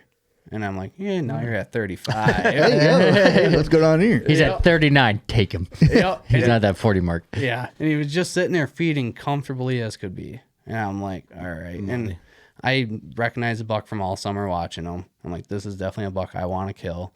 And he quartered away pretty hard, like he was going to feed out and go check those does a little bit. I drew my bow back and I just settled on him. And I'm like, if I feel great, I'm going to let her go. And I've always, in my younger years, I did not shoot my bow the best. I practiced a lot and the bucks got to me. So I always settled my pin twice now, just to slow down the game a little bit for me. Settled that pin once, felt good. Settled the pin twice. I'm like, I'm going to let her fly. And it was a hard quartering away shot. And it went right in behind his hind hip, went up through his guts, got the liver, got both lungs, and pinned his opposite shoulder. Yes. Yeah. And I'm like, Run it up in him. and I'm Beautiful quartering away. Oh, it was. I couldn't have put that arrow in a better spot if I was standing next to him. And I'm shooting a single bevel now, and I just started doing that 3 years ago, and I absolutely love those single bevels. And he hit the field edge, so he ran about 30 yards, and I could tell he was getting. Now he had a little bit of wobble in his step, and I'm like, all right.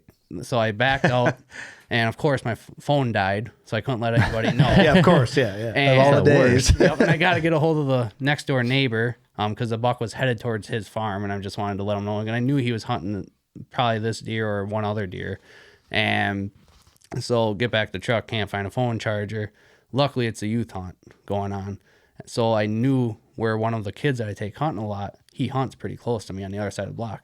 I ran over to his car, found a phone charger. Give me your phone. Yep. Got in his car. got my phone charged up and got permission to go onto the land and everything. And he was laying 15 yards on the inside. Yeah. Oh, that's awesome. Love that. About 46 yards he ran, and then he tipped over, and it was a blast. So That's beautiful. yep. You saying that single bevel thing? I shot those in Kentucky or in Kansas. The Singles? SBs. The SBs. Yes, they are gnarly. I will never look back. Both them deer Really? didn't go. The doe went maybe 50 yards. The buck went 40. What brand are you shooting? So I'm shooting a Helix FJs4. Okay. And I shot a buck, I don't know, 5 years ago with an expandable. Did not open. I actually shot that buck with the gun about 2 weeks later, and I found my broadhead in his single lung, not open. Wow. So that made me go away from the expandable side, and I want 2 holes. It's all what you feel confident in, Exactly. man. Bottom line. 100%. If you got confidence in it, run it. Well, that's the thing. Like, were you shooting the 100 grain Yep. or the 100 grain. 120 with the collar? Just 100 grain. Yep. See, it's like what broadheads are how you feel about it. Exactly. And it's all how it is. Like, I'm shooting revivals this year, and it's more of an expensive broadhead. It's the double bevel with the bleeder. They're devastating. Yeah. I mean, it's a fucking brutal broadhead when it hits a whitetail. Exactly. And, unless you pin it in that opposite shoulder, you're going to get a pretty good pass through. Yeah. I just like having 2 holes. Even if they're not quite as big, they're just 2 more holes and don't have to plug it as much. Definitely. I agree. 100% agree. Though the bleeders on those revivals, they're big enough. Yep. When you calculate both sides, and then, it's a pretty big broadhead. But it's like the doe I shot on my farm that Scotty filmed me. She stands there and she like leans over. She was quartering 2, and I just put it through her whole body.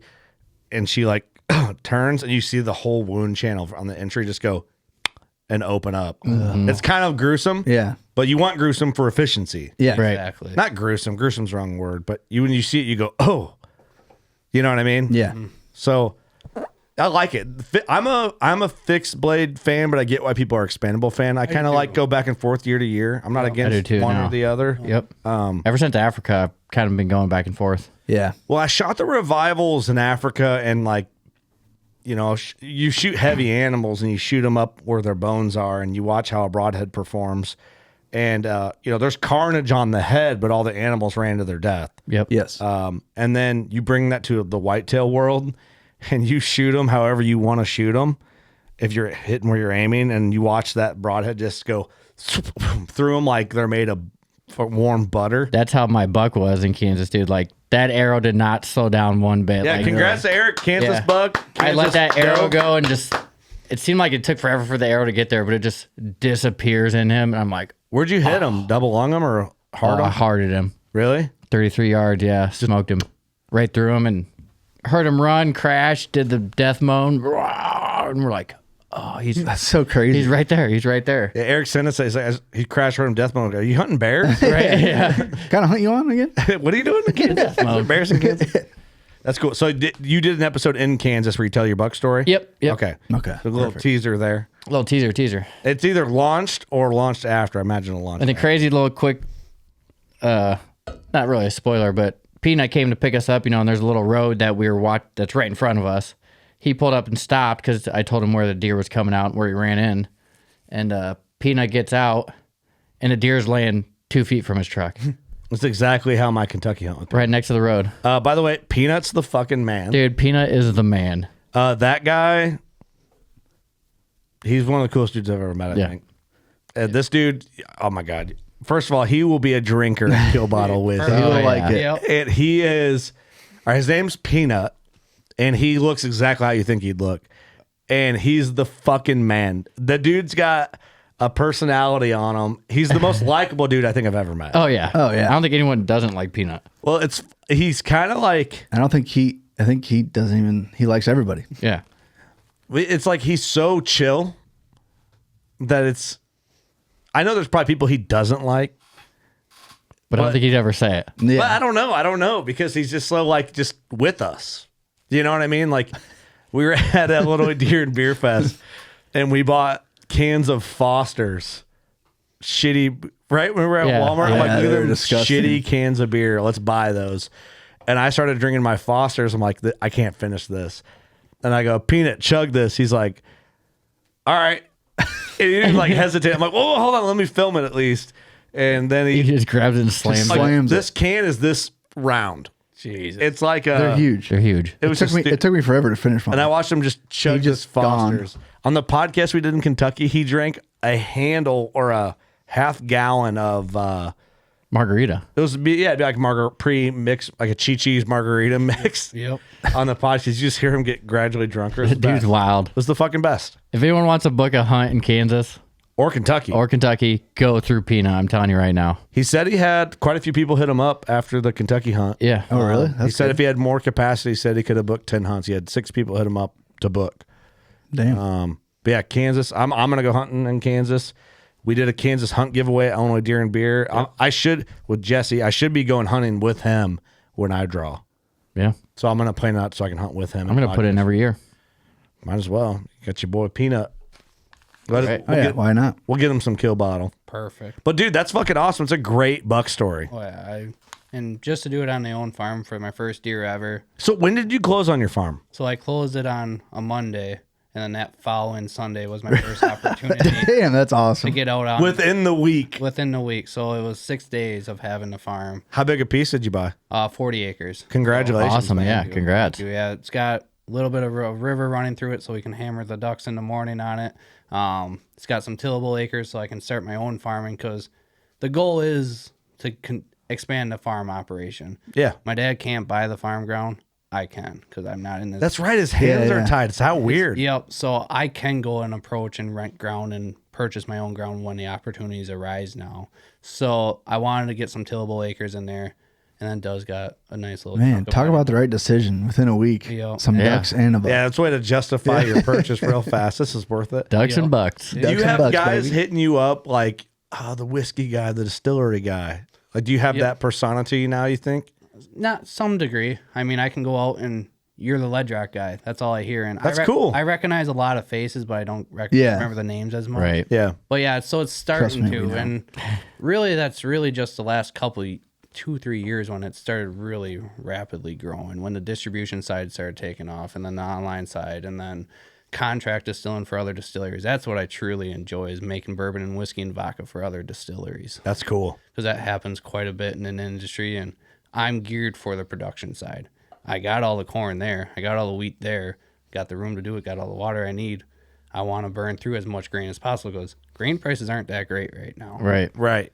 So if I can put it into that bottle of bourbon or whiskey, I know 2, 3, 4 years from now, typically what that bottle is going to bring. So it helps me on the farm because it's more of a stable market. It doesn't go up and down every single given day. Right. So that's really the main goal, is to utilize as much grain off of our farm as possible. Yeah. And right now we're using a very small amount of the whole farm, just because it doesn't take a lot of grain to make a lot of alcohol.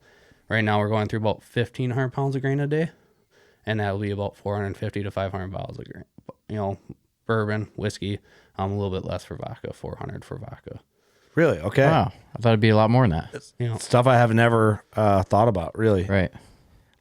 I love the whole idea of the entire process, and then how it still ties into deer hunting. Yep. It's like you have like a lifestyle that's very unique. You have like the most Midwestern lifestyle. Yep. But like you're a farmer who makes booze, who deer hunts. Exactly. And those are the two, the distillery, the farming, in the woods, hunting, fishing, something. Beautiful.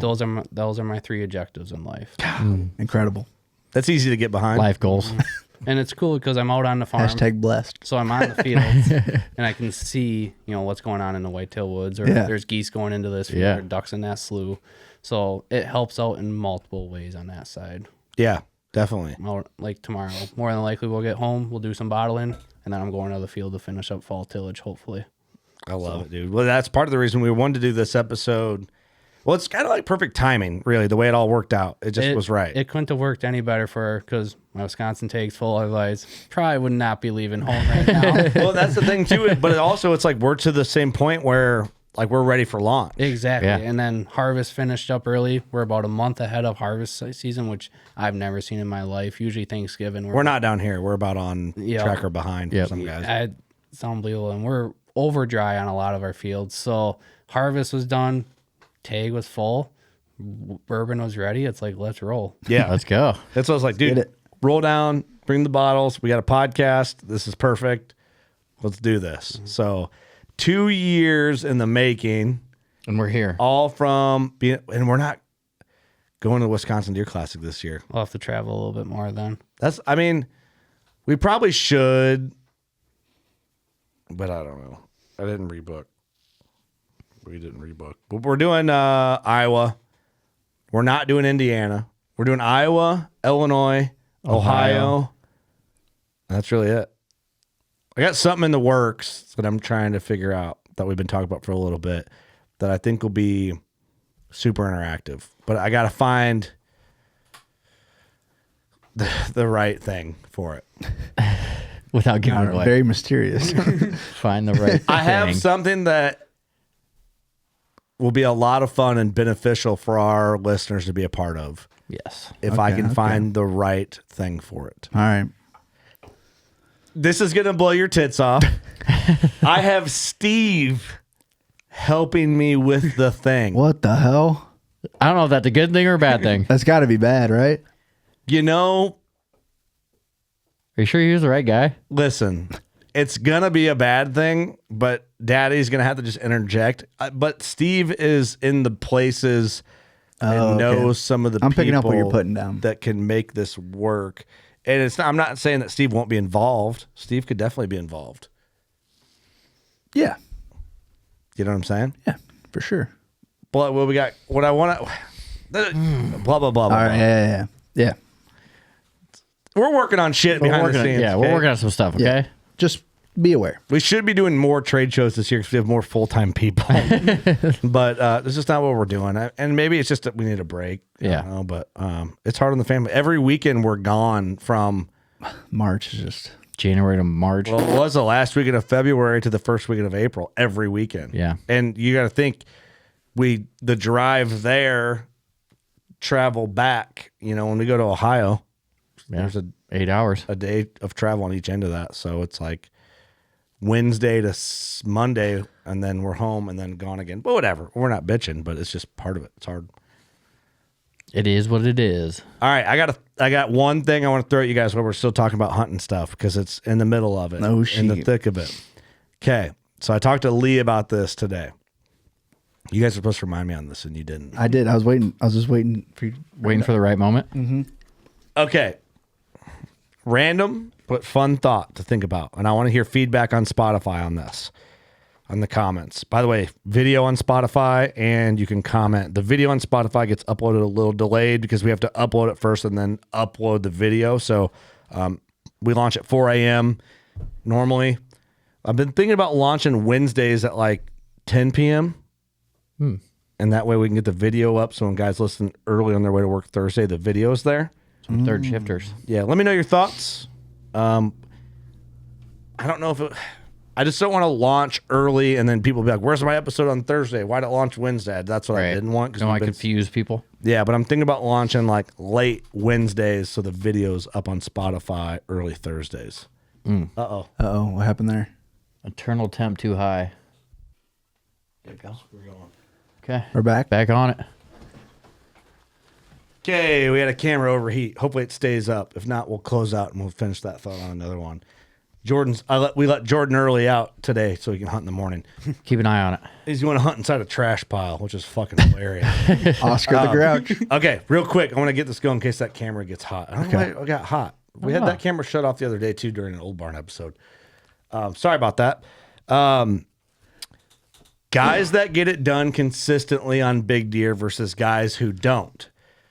Okay, we know this line. You know what I'm talking about. Mm-hmm. The line of guys who kill big deer consistently versus everybody else, whatever category that is.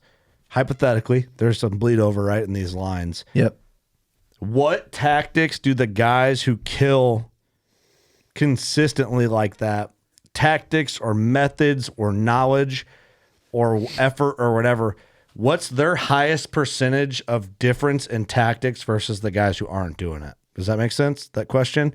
So example would be, do they know about something that the rest of the people don't? Are they more mobile? Do they have more cell cams? What is it in your guys' thought process? Like if you think about that, what do you think it is? And there's no right or wrong answer. It's just evaluation. What you just said, I think it's all of the above.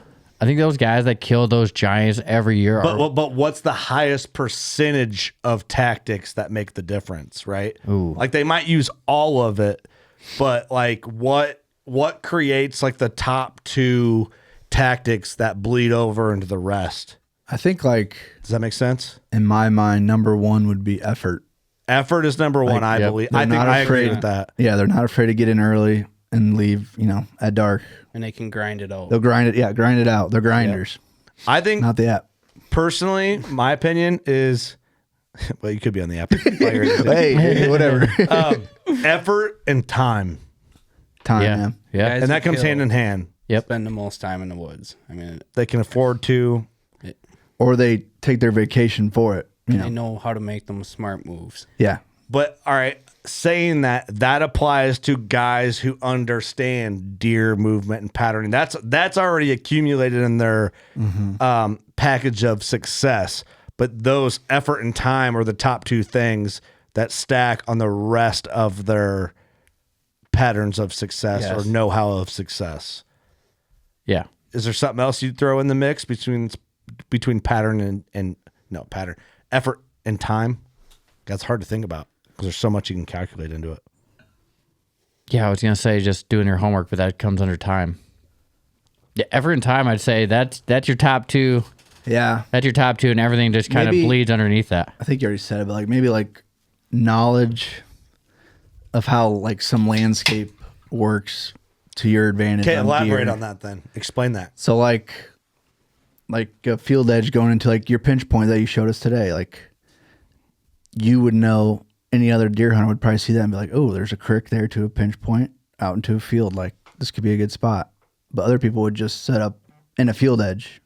Just in the middle of an edge. Yeah, and hope for the best. Or find the first deer trail and set up, 20 yards from that on a field edge. Yeah. I think you can learn a lot from not knowing what a deer's doing, via a cell cam. By that helps for sure. Knowing deer movement, eliminate cell cam, deer movement to terrain. Mm-hmm. Because then you obviously know where you have to intercept that. Yep. I think it's all just intercepting them. Mm-hmm. Or getting ahead of them, I guess, however you want to view it, It's a fun thought. It is a fun because thought. there's no right direct answer, and that's what makes it so thought provoking. But And some people are just lucky. But that's a good way to dissect it. It's like guys that are successful in a way that you wonder, how the fuck does he get it done like that? Yeah, because a lot of them, like you said, time and what'd you say the other one was? Effort. Because then, this guy has time and effort, this guy has time and effort, but everything below that might be a little bit different. I know. But they all come back to that time and effort. Dude, you know what I think about a couple guys that I grew up. I didn't grow up hunting with them. They just shared the same camp. We hunted the same property, which is a large property. And I'd like to get them. I haven't talked to them in years. And I was like a little guy. Yeah. When in camp. I was 19, I think, at the oldest when I was in that camp. But you're the only I was the young only guy kid. there. I was the only Yeah. kid.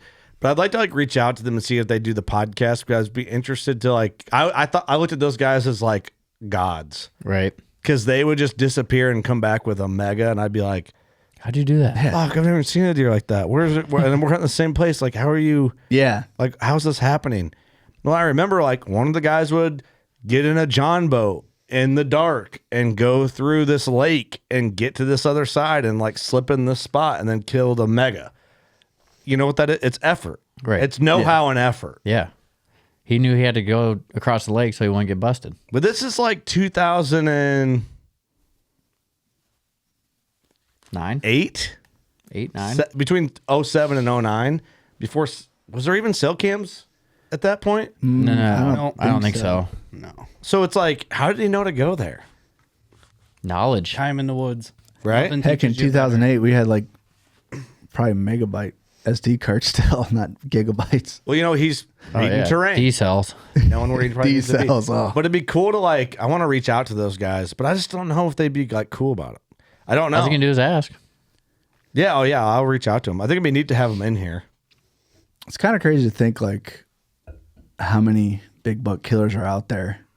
But I mean, all we see is a picture, so we really don't know how much time and effort you did. Only you know that, really. You guys know, we know when we're hunting all that time, but they only truly know how much time and effort they really put in to get him. And it's no one really sees that. They just see a picture. And what I find at home is the true giant killers, you don't see a picture of them. Nah, yeah, true. Yeah. They're quiet. I mean, Yeah, there's a lot of guys who are quiet about it, definitely. that's what you wonder is how many true killers are out there that are just under the radar. Yeah. A lot. I bet you there's a lot more than you think. What are you guys doing out there? And I appreciate that, but I hate it. Because I want to know about it. Right. I just not that I'm interested in your spot. Yeah, you don't got to but post it, but send me a picture. I want to see your success, Yeah. It's yeah. I like to see big deer. guys like Right. that are intriguing.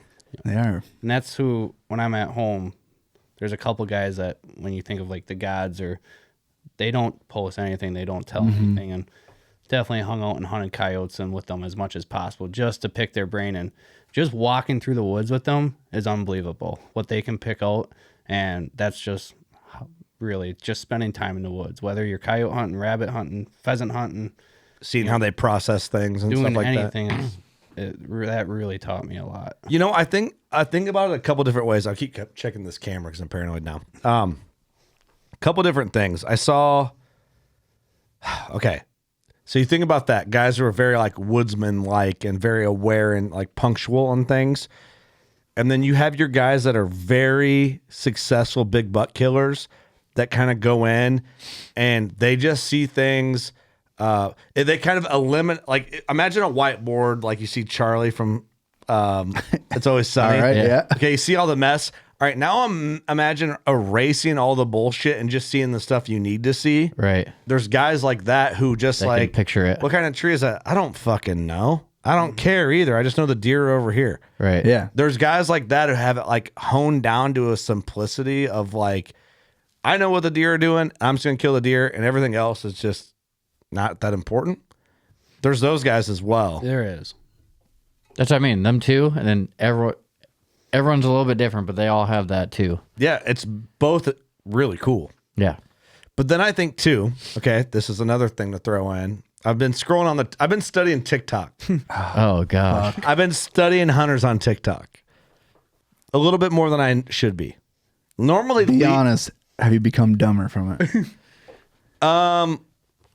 I feel like I've become more of a mean person because that makes me want to More of a bully mean people. It makes me want to bully the fucking retards on TikTok, and I don't like that word. By the way, Truth hurts. They are. I say the word and then back up that I don't like it, so it makes it okay. I've been on the TikToks, right? There's a lot of interesting stuff in the hunting community on TikToks. What'd you learn from the TikToks? Oh, I haven't learned anything. Oh, And I forgot my point already. So what'd you study? Basically, like there's an industry there, right? Like it is part of the scene, right? It's a influence of the scene in a way. So I feel like I kind of have to have our pulse on it for the WCB's sake. Normally Lee fills me in on everything, and I'm kind of just in oblivion, which is a beautiful thing. But I've been kind of like dabbling. Yeah, sucked in, didn't you? Got sucked in. First of all, hunting on TikTok Live is fucking gay. And if you're doing Could that, be the gayest thing that ever happened in the industry. that too. Here's the thing. I like a lot of guys on TikTok. Like Zach Jacoby's on TikTok. I like Zach. He's been in here. I want to have him on again. Do I like everything Zach does? No. But I respect Zach that he says whatever he wants to say. Like I relate to he that. is a killer. He's a killer. Yeah. From what I've seen, Zach is the TikTok killer. Like Zach is like flying the flag for the TikTok guys. And he's the that live. What's that? But the live fucking sucks. Well, I don't know if Zach hunts on TikTok Live or not. I hope he I think doesn't. he did. I think I've seen it. See, I feel like Zach is too good to just be fucking around about thanking people for roses on TikTok Dude, Live. that's all I picture is like someone hunting, whispering, "Thank you for the rose." Oh wow, thanks for the ice cream. It's like, what are we fucking doing? I couldn't even wrap my head around it when you guys were talking. The first time I heard you guys talk about TikTok Live while you're hunting, I'm like, wait a minute.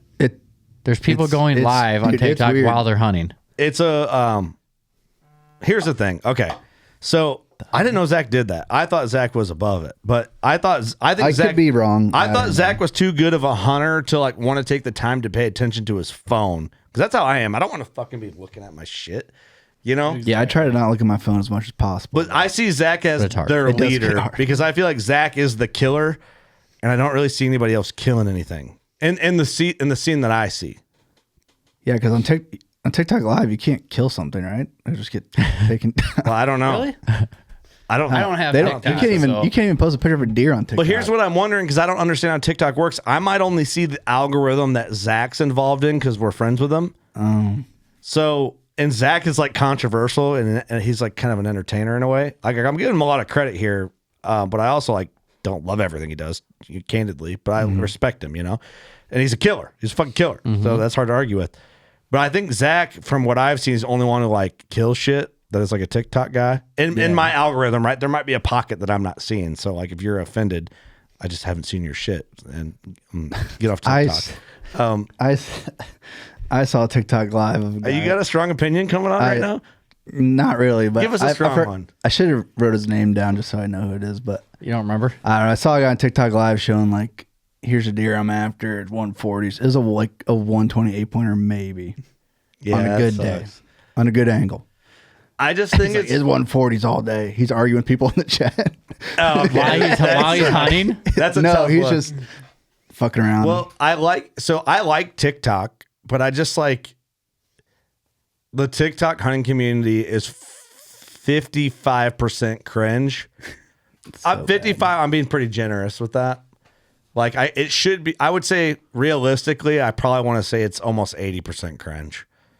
I have it. I just never get on it. And Man, Vine was so good when we had it. Vine hunting Vine would be the sickest, but I think there's a lot of good people on the TikTok scene. I do think like Zach is their leader. I like He's their Unnotch. leader. Yeah, he's their Made guy. him their leader. I'll make him the leader. I love Unnotched. I love Basement Decorator. Like those guys are like the shining stars. Nerds. The rest of people are on like live making like bold blanket statements with like shitty Wild. mustaches. It's Yeah. like, what are we doing? Just trying to get a rise. It's like we're being arrogant. Shitty mustaches. Thanks for the rose. On it. Yeah, it's very strange. I don't know what that means, but That you Either. don't want to know. It's like tips, I think, or cents. It's Fuck, like I don't know. It's like liking it or something. it's chump change, but it is. It's like a penny. But I remember where I was going with this. Yeah, if you're hunting on TikTok Live, don't do it. Stop. Stop doing it's embarrassing. Yeah, it's Go to not- Instagram. Here's what I'd like to see. There's a lot of people on TikTok. I don't know what they do as a project on their own. Like going back to Zach. Zach actually like killed elk and like had a video of it and does things. And a lot of people, it's like all they are. Every time I get on TikTok, they're just live. Yeah. And I'm like, dude, if you put your effort into something else like a project, then people would have a reason to watch your TikTok live. Right. You also don't see any deer. Like I've never seen a deer. Someone show a deer. I don't think you can post it though. That's the thing. Like just walking around. You probably just post a deer walking by, I imagine. Oh, yeah. I don't know. I mean, you could just have the live on you, like, oh, 180 just walked by. I can't show you that. Thanks for the rose. Yeah. Give me roses, I'll show you. Oh, fuck. Our camera shut off. Damn it. All right. All right. It's time to get out of here anyway. We'll let her ride. Bryce, you're the man. Appreciate You are the man. Appreciate the opportunity. This is going to be a blank camera angle on you for the record right now. What do you think about your first podcast? Well, first hunting podcast, right? Loved it. The Cool. studio's amazing. You guys are amazing. It's a real deal. Thanks, man. Thank you. We appreciate you, man. Yeah. Thank you for the opportunity. We're excited for it. Oh yeah, it's only gonna get better with time. Yeah, thank you. I And think so. congratulations on your hard work. Thank you. How many That's times do crazy you to say come out that of a high day? school doing that. What's that? It only it gets better with time. Every tour. Every tour. So you Like say your that a lot. punchline. And it's Every year. Needs to be on a shirt. Every day I wake up and it's like one day closer. Yep. You know, the barrels are one day older. Cross out the Do you have like an alarm? Yeah, for my oldest 5 barrel, years. I do. When it gives me an email update every day, 5.5 years. So, you know, this date, this Oh, we're date, almost there. and then when it hits its birthday, it's like, all right, we're gonna Just making try. Play-Doh snakes for 5 years. The barrel's got a birthday. It does. Yep. That's That's it has crazy. to. That is pretty cool. That is awesome. That's cool. Check out Ledger Rock Distillery. We got the website. We'll link it all in there. LedgerRockDistillery.com. Look up Kill Bottle Whiskey. It'll be for order through Ledger Rock to you soon. That's just how we illegally had to do it. It's all on our store website. You put in the order, and then it'll be coming from the Washington, D.C. distributor just because that's what we had to do. But it was 100% made right here in Fond du Lac, Wisconsin. Awesome. Midwest, baby. Kill Bottle Right. Whiskey. Drink it before or after you kill. And if you do snag a bottle, please send us pictures. Please let us know what drinks you're making with it, all that stuff. Once Hopefully we get up we're and rolling. celebrating with it here by the time this launches. Oh, yeah. We got bottles here. We're going to give some bottles to people on the episode, but we want to see how are you getting creative with it? How are you celebrating with it? We want to see pictures of it, all that stuff. Tag Ledger Rock, tag us, everything, anything you can do to help us with this. It's obviously a passion project, and none of us are getting rich off this. It's just out of it's pure passion. Yeah. Exactly. Is what it is. So thank you, man, so much. This was Thank you. fun. Yep. Thank you, guys. You know what to do. Go shoot your bow. We love you. Peace.